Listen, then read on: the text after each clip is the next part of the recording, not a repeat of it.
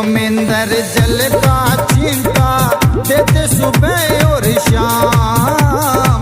महंदियों में अंदर जल का चिंता देते सुबह और शाम। धाम मनो ना शाम धनी का है सच्चा दरबार। होता पल में बेड़ा पार चिंता लगे आरती का। होता पल में बेड़ा पार चिंता लगे आरती का।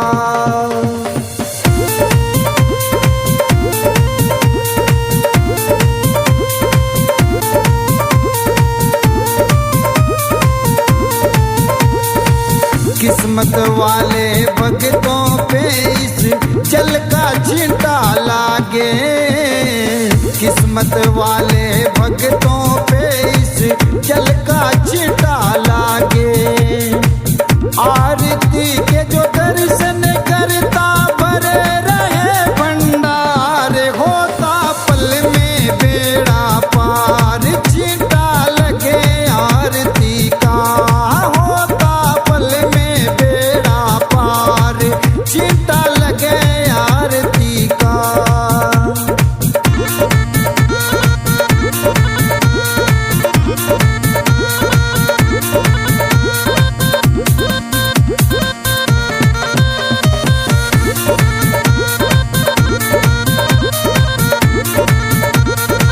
जिस घर में इस पावन जल का हो जाता परिवेश। जिस घर में इस पावन जल का हो जाता परिवेश।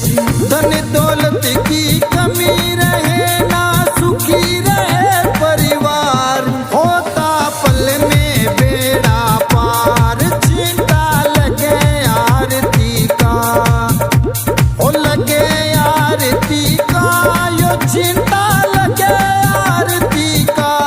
होता पल में बेड़ा पार चिंता लगे आरती का।